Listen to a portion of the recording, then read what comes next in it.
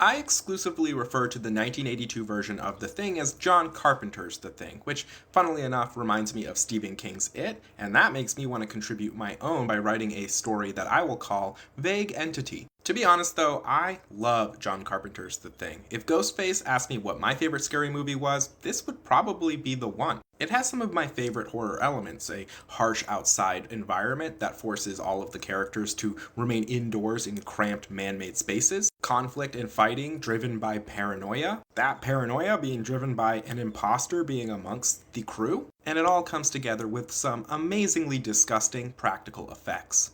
I'll add, this movie has a lot in common with the film Alien, except for instead of the crew being out in space, they're instead in the frigid wilderness of Antarctica with no civilization anywhere nearby. There are some similarities between the aliens, like how they use other beings like humans to propagate themselves. But the big differences are their motive and method for hunting. The xenomorph is interested in eating people or feeding them to her babies. The Thing wants to hide out amongst its prey for the purposes of not only assimilating them, but replacing them. Our main character, played by Kurt Russell, is R.J. McCready, or Mac for short. He's the camp's helicopter pilot, and I don't know if that entitles him to be bossy, or if he's just bossy besides, but for whatever reason, he's calling the shots through a lot of this film, even when that honor probably should fall to others. And to be frank, Mac is a pretty bad leader. He shows us just the kind of guy he is right from the onset of the film, where we watch him, drunk, playing chess against a computer. When the computer beats him, he accuses it of cheating and then pours his drink into it,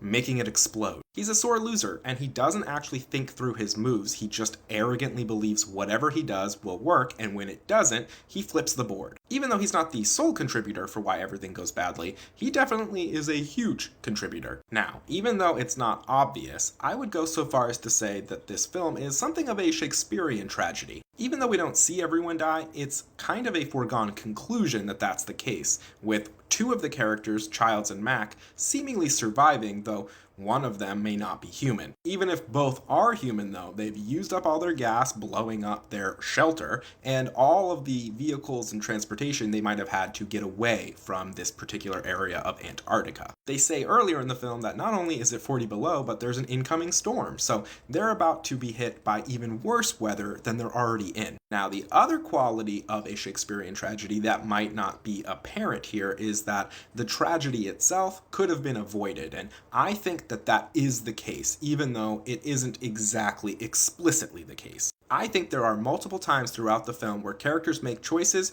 mostly based on arrogance rather than rationale, that lead to worse outcomes for the group as a whole. Many people might say it doesn't count, but the very first one is when the Norwegian, who's tracking the dog that isn't a dog, is finding the group of our main characters with the dog instead of, getting frustrated by the fact that there is a language barrier and shooting into this crowd that doesn't know what you're saying or what you're doing or why you're attacking this dog.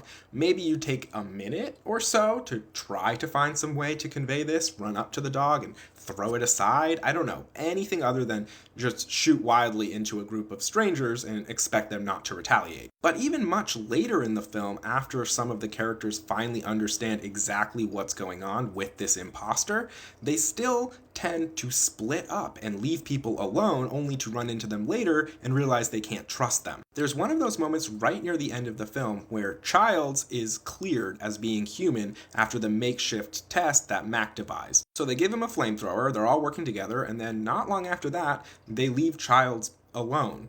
Presumably because they think he can't be got at this point with a flamethrower. Regardless of if it's a Shakespearean tragedy or just tragic, I would say that the true tragedy of the story is the fact that they ultimately fail. They fail in either protecting themselves or the planet, and both Childs and Mac may have survived all of the climax of the film, but either one of them could be contaminated, and we know from the beginning of the movie that even if they freeze to death, the organism can remain frozen and then be thawed and come back to life, which makes it a kind of ticking time bomb for whoever discovers the remains of this outpost. The special effects made it memorable, but that implication makes it terrifying. If you want to keep the scary moments moving, join me in 31 Days of Horror. You can see the films I'm watching this October in my pinned videos. Until then, let's make a rule: if you find weird objects frozen in the ice in Antarctica, just leave it frozen.